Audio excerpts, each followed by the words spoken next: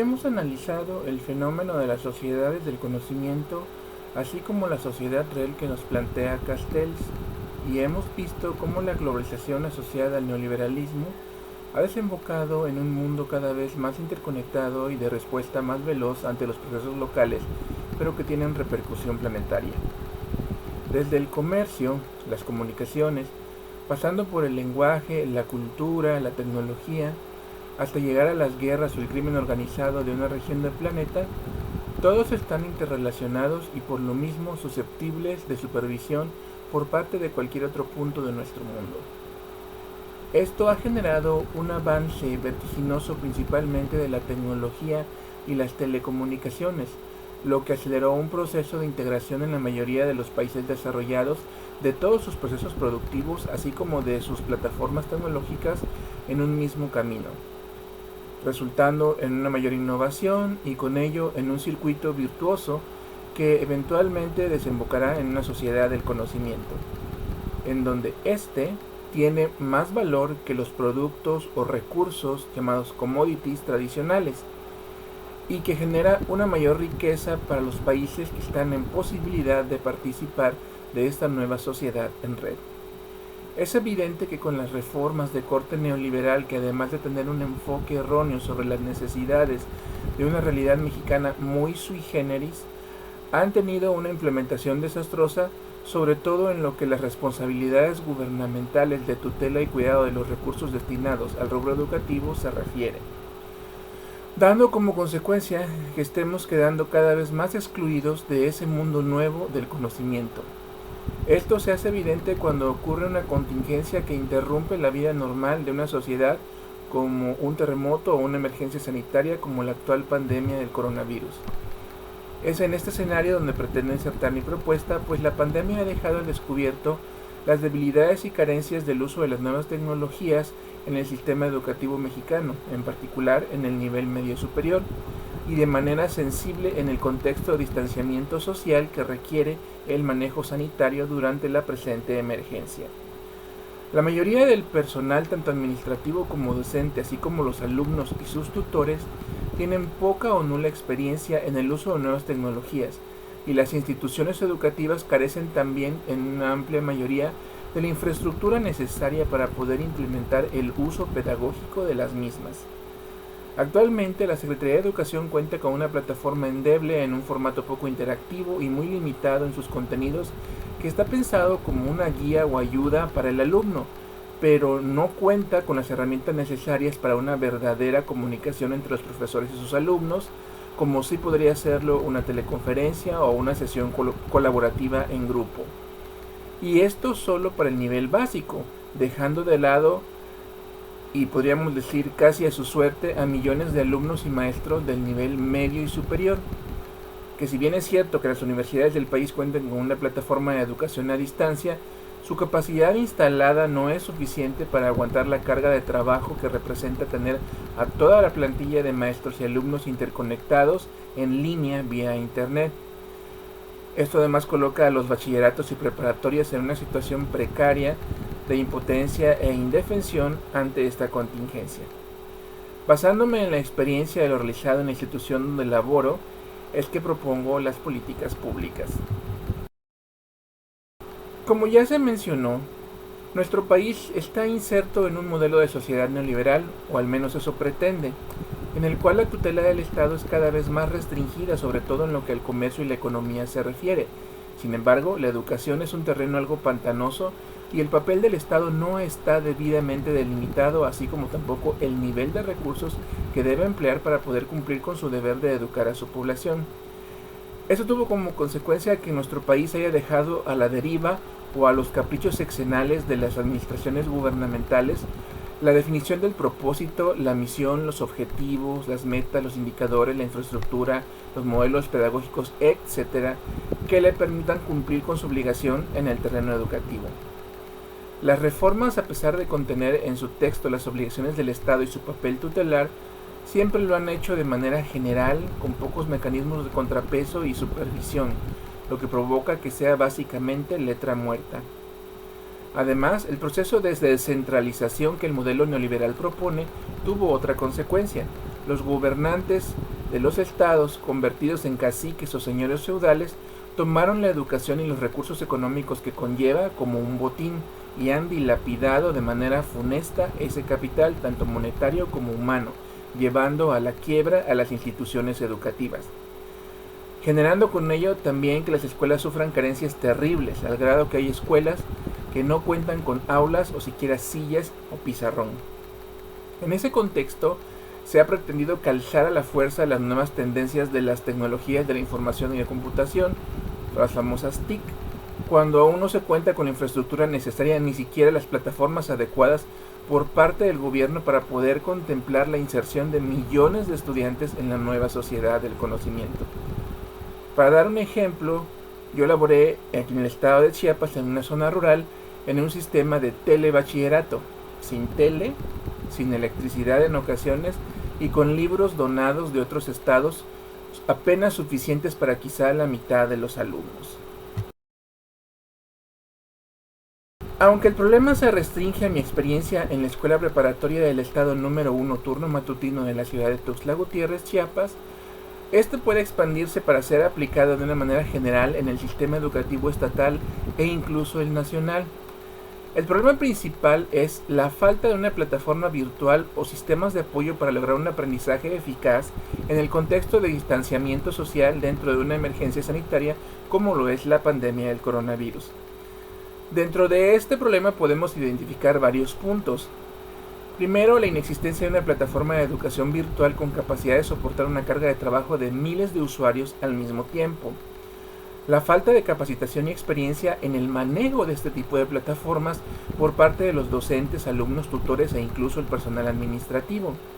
La falta de integración de dichas plataformas con un sistema de control escolar que permita poner a disposición de los usuarios las calificaciones en tiempo real y realizar las modificaciones necesarias en caso de errores o cambios en las circunstancias que dieron como resultado dicha calificación. También la falta de una cobertura amplia y total del acceso a Internet por parte de los usuarios, lo que los excluye del uso de la plataforma y otras opciones que puedan suplirla. También la falta de dispositivos que sean fijos como una computadora de escritorio o móviles como una laptop, tableta o smartphone y que permitan acceder a las diferentes opciones de ayuda virtual como la plataforma o acceso a redes sociales de interacción como WhatsApp, Facebook, Hangouts, Classroom, etc. Y también la falta de adecuación de los contenidos hacia un modelo de educación virtual a distancia.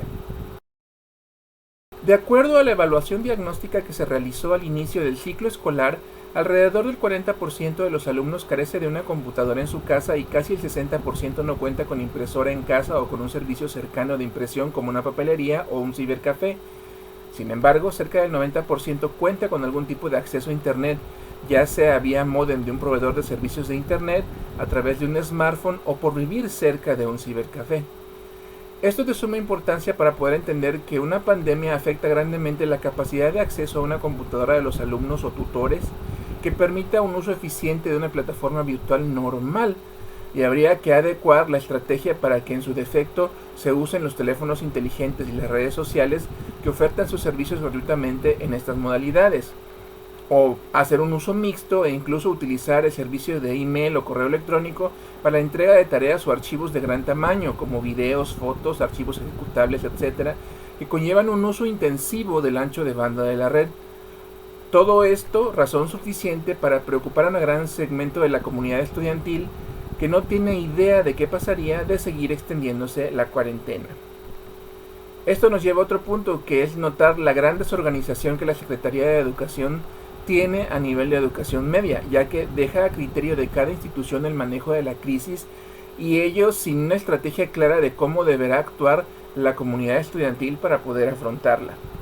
Sin olvidar mencionar que no existe hoy en día una plataforma pública que pueda suplir las clases presenciales. A eso hay que agregarle que debido a que las contingencias en su propio nombre llevan la penitencia, es decir, son algo imprevisible y ponen al límite las capacidades de un sistema,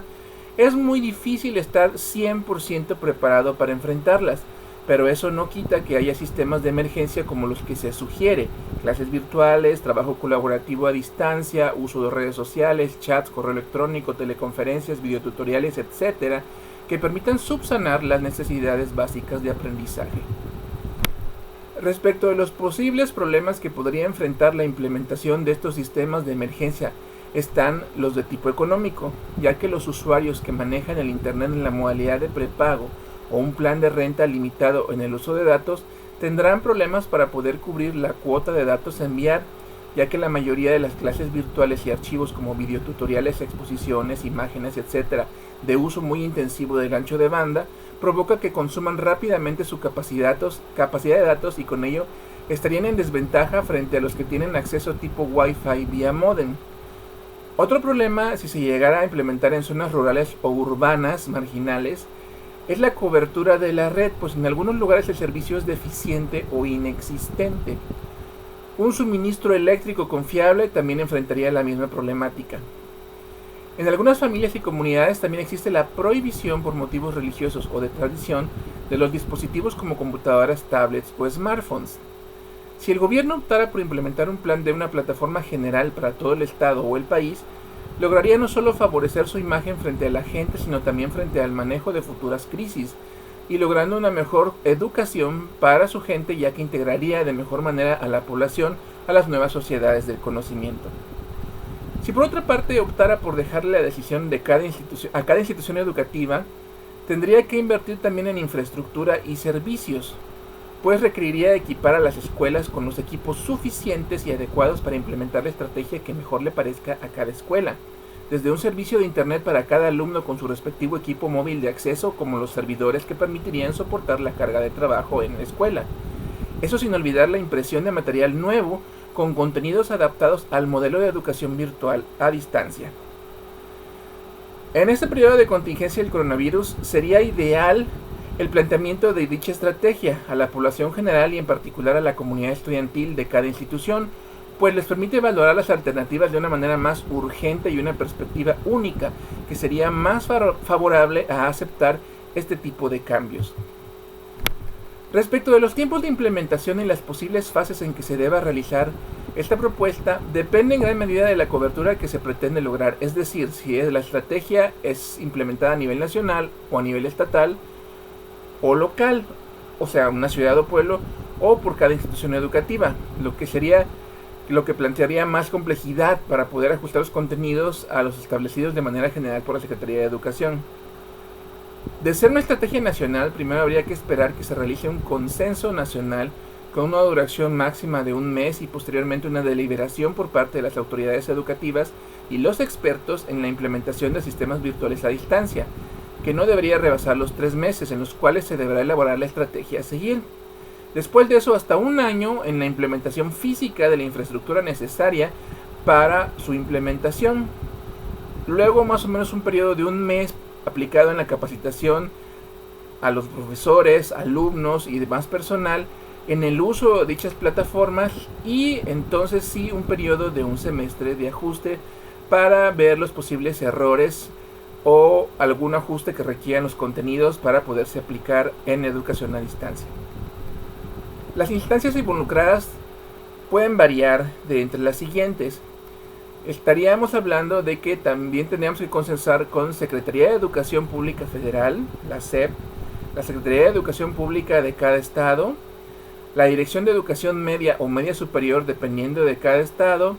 directores y personal administrativo de cada institución o escuela, el personal docente y las academias formadas por estos en cada escuela, los padres de familia y las asociaciones que estos conformen, y finalmente con los alumnos del plantel. Los tiempos de aplicación variarán dependiendo de la duración de la contingencia. Se plantea dividir los contenidos en unidades de aprendizaje que tendrían una duración aproximada de un mes, al final del cual serían las evaluaciones, y en base a eso, conforme la contingencia avance, se irían agregando mes con mes una nueva unidad hasta que se complete el tiempo del ciclo escolar. Una vez concluido, se procederá a una evaluación sumativa que dará una calificación que estará disponible de manera electrónica junto con las evidencias de trabajo para cotejo y revisión, y esta, una vez aceptada, será ingresada al sistema de la Secretaría de Educación para elaborar los certificados correspondientes. La población involucrada ya se tocó en las instancias involucradas anteriormente, pero solo con el ánimo de ser más específico se colocan a continuación. Si la estrategia nacional se debe tomar en cuenta las autoridades y funcionarios públicos de la Secretaría de Educación Pública Federal y en particular de la Subsecretaría de Educación Media, así mismo como las autoridades de las Secretarías de Educación estatales. En ambas instancias, tanto federal como estatal, no se requiere de una ley para su implementación, bastaría un decreto presidencial para poder ser implementada durante una contingencia. Por lo tanto, no es necesaria la anuencia del Congreso, excepto en la asignación de los demás recursos durante la etapa de implementación física de la infraestructura necesaria para un sistema nacional de educación virtual a distancia. Lo que sí es necesaria es la anuencia de los directores, personal docente y administrativo de las instituciones educativas, así como de padres de familia y alumnos, ya que sus necesidades de cada uno de ellos deben ser tomadas en cuenta. En el caso de una implementación física, que también se puede involucrar a la iniciativa privada, ya que el gobierno no cuenta con una plataforma de cobertura nacional para los servicios de Internet y tampoco para proveer los equipos necesarios para cada una de las escuelas.